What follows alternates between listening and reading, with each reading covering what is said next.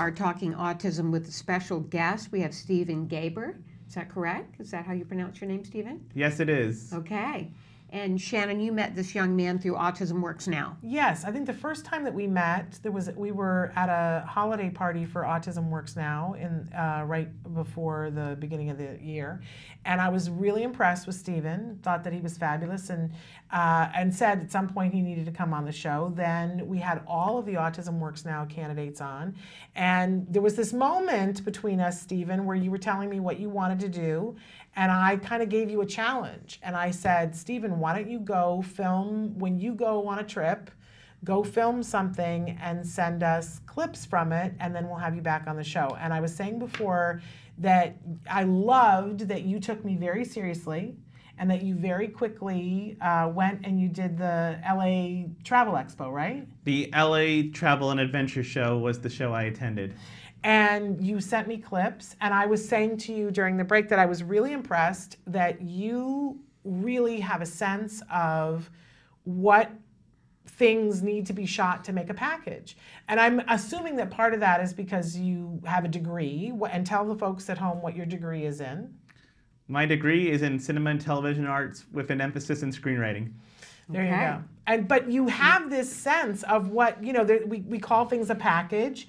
And, you know, when you send people out and say, okay, you know, go shoot this event because we want to put together a package. And it has to have a beginning and a middle and an end. And there's some things that go better in a package than others. Nancy has great experience in this. I'm telling you, Stephen has a real sense. He sent us some clips, and we will tell you, and we've already said to Stephen that there were some issues with the sound, but we're talking with Stephen about how he can up his sound quality, because Stephen went and shot this on his phone.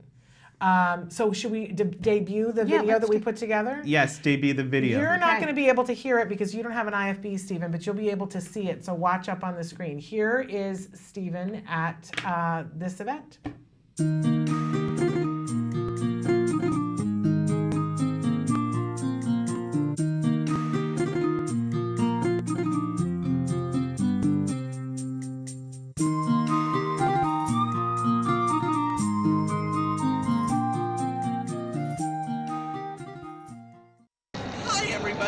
My name is Stephen Gaiber. I am the Autistic Traveler.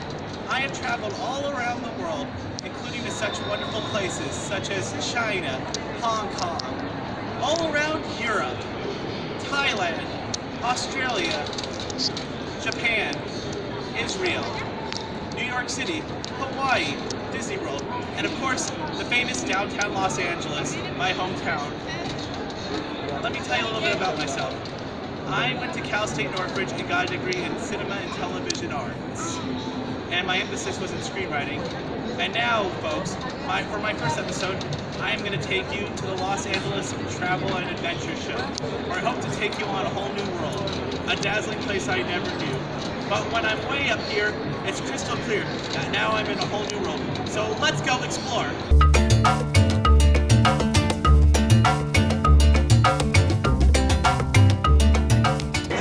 I'm here at the Los Angeles Travel and Adventure Show, and today we are doing Las Vegas, and I'm interviewing, who am I interviewing today? Bianca with Las Vegas Territory. Perfect. Every year I go to Las Vegas. Why should a traveler go to Las Vegas? Not just going to Las Vegas for all the attractions and shows and dining experiences, but there's everything outside of Las Vegas that we represent as Las Vegas Territory. So there's Boulder City, Hoover Dam, you have the ride the rails, in Boulder City, where you can pedal on a railroad down 4 miles and then take the train back up to Boulder City Museum. You have Camel tours in the speed right now. That's about an hour, 10 minutes away from the Las Vegas Strip. What's your favorite part of Las Vegas? I'm going to say the tourists. What makes the tourists so great? It's fascinating to find out why they get there, what they have and have not done. So it's fun sharing experiences, what they can do on their next trip or other trip. I love going just to hang around the strip and just checking out the hotels. I mean, I'm not even a big drinker. You can actually visit some of the other attractions that don't have drinks in them, like the Mod Museum, the Neon Boneyard Museum. You have Springs Reserve. These are things that don't include drinking. So it's kind of just exploring your territory and your city. Thank you very much for being on our show.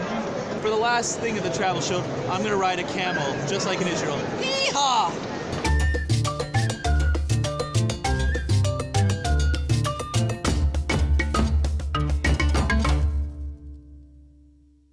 What was it like riding that camel? It was a lot of fun. It was a lot of fun riding the camel. However, I rode a camel in Israel, and that was the real deal. But for a little expo, it was pretty interesting actually, and it was fun for what it was. Plus, it was free. Yeah, absolutely. And I just want to say, as we were talking through it, I was talking with you and Nancy about the way in which you went and shot this. It had all the elements of what a package would be. That you did an opener, you had some great B-roll that gave us a sense of the size and scope of what was happening. You did an interview, you asked good questions. And then you had something fun. It's like the dessert at the end of the meal, right? That we have him on the camel, which is this funny shot. It's really your sense of how to put that together and what to shoot was great. You didn't send me 3 hours worth of footage. I mean, basically what he sent us is what you guys saw. We just edited it together. And as I mentioned, there were some sound issues. So Samantha, we have to say thank you to Samantha. She took the time to put the subtitles because we couldn't hear with all the background noises when you were doing the interview. But I think if we, you know, and I was saying to you that perhaps we might have a microphone that we could lend to you to up, you know, your game a little bit so that we get good sound, because to me that's the thing that's missing is the good sound. But I just want to say to our viewers, Right, all the to elements. just say, you know, Stephen, go shoot something at the Travel and Expo show, and he's got an iPhone. Very impressive. I'm pretty impressed. It was an Android actually. I'm sorry, not No an problem. iPhone, an Android. An Android. You It had told me worked that well. You did a very good job putting that piece together. Now tell me about all the places you've traveled, because I'm not familiar with all your world travels. I have been to over 25 places since graduating high school, so in the last 11 years. And my favorite trip was a trip to China, and I'm hoping to do a video about my adventures in China, about what I could recommend to miscellaneous travelers, my experiences, and how I could motivate those with or without autism to travel the world by giving them the courage to go off and travel anyway. Well, and I want to talk about the fact that, you know, one of the reasons why we had you on the show before was to talk about, it was for Autism Works Now, and the fact that you have this degree, you've been working full time. Tell us where you work and how long you've been working there. I've been working at Trader Joe's for nearly 6 years. And Trader Joe's is a great place to work.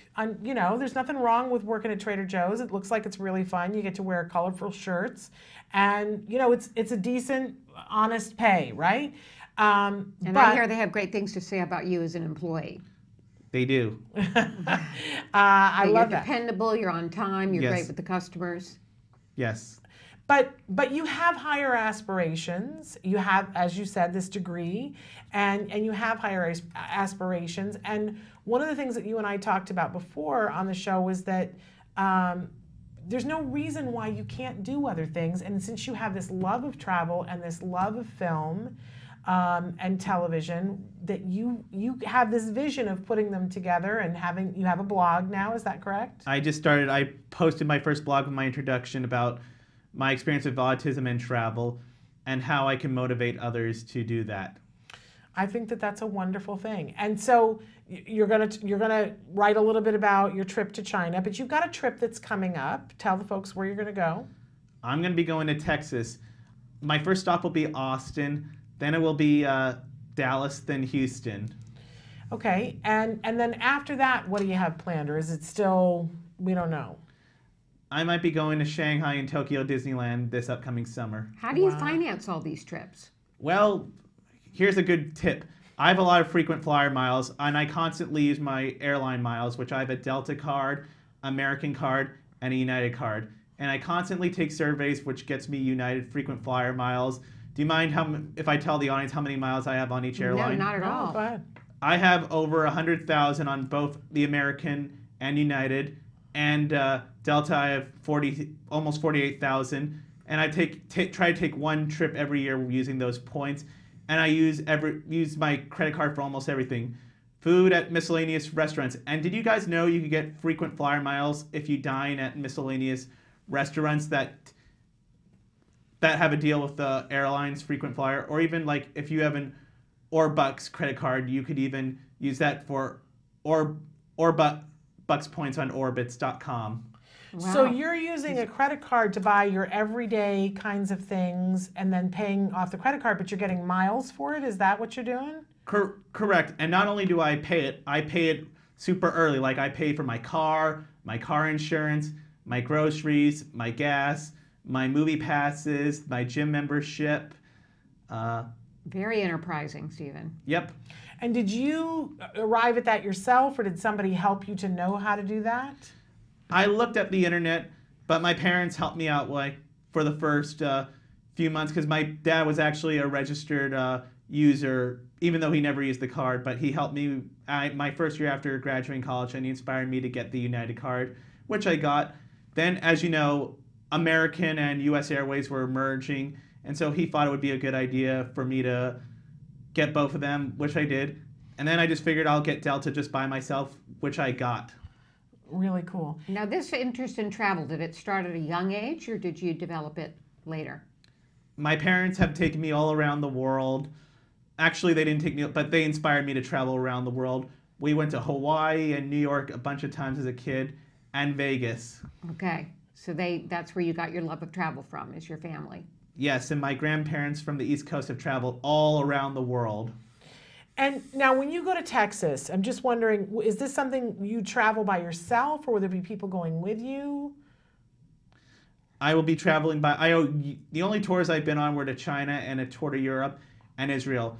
But I primarily have funded my own vacations and have gone by myself. Okay, so you'll go completely by yourself through Texas, and do you set an agenda for yourself of where you're going to go, or do you like to arrive in a city and sort of let it unfold for you? I look online to see all the miscellaneous museums, and for big cities such as for Dallas and Houston, there's an activities pass for like $50 to $60, and it contains like 5 museums, and I'm going to go to there. And I've also done the same for when I went to Chicago, New York, and Boston, as well as places in Europe. And tell me again, where are you going in Texas? Because I went to Texas last summer. Tell me where you're going. Dallas, Houston, Austin. Okay, so you're not going to San Antonio. No, I am not. Okay. All right. Because one of the most incredible things I saw last summer was in San Antonio, which is a beautiful city. Have you been to San No, Antonio? I've never been there. Oh my gosh, it was beautiful. I want to, I know you've got your agenda planned, but it's beautiful. They've got all these canals with gondolas.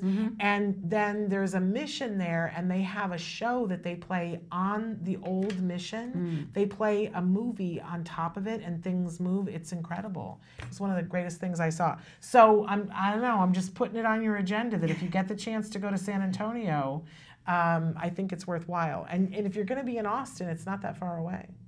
Well, I won't have a car, and I already have my plans to go check out the museums and walk around the cities in Texas. Okay, All right. well, we're going I to don't look wanna forward to disrupt that. seeing some of those travels. Yeah. Now, you call yourself the Autistic Travel. How does autism play into what you do? Well, I've had Asperger's my whole life, and I feel since I've been a very high-functioning success story, and I've been very independent. And you know, a lot of people don't travel by themselves or are afraid to, unlike me. Okay. Yeah, that was one of the things Nancy was saying, you know, that it seems very brave that you travel. Yeah. And I was saying, gosh, I don't think that Stephen looks at it that way. Do you think you're brave to go travel, or it's just something you love to do? I feel like because it's just simple, and I feel anyone could do it. But for some reason, a lot of people don't do it. Yeah. Why do you think that is? Why do you think people don't go? Whether they have the time or the money, or they just don't want to put in the effort like I do. Yeah. Well, and I think, too, already you've said things that tell me you know much more about traveling than I do, because, I don't have the card and do the frequent flyer miles, which is a very clever thing to do. I don't know why that's never occurred to me before. Do you do that, Nancy? Yeah, no, I don't do it. I don't. Right? I'm too lazy. Well, and it's not even that much work, but I don't know. Right. But No. I'm also looking up ahead of time to see if there's a deal where you can get 5 museums. I love to go to museums. That wouldn't occur to me. That would never have occurred to me. So I think that Stephen has great tips.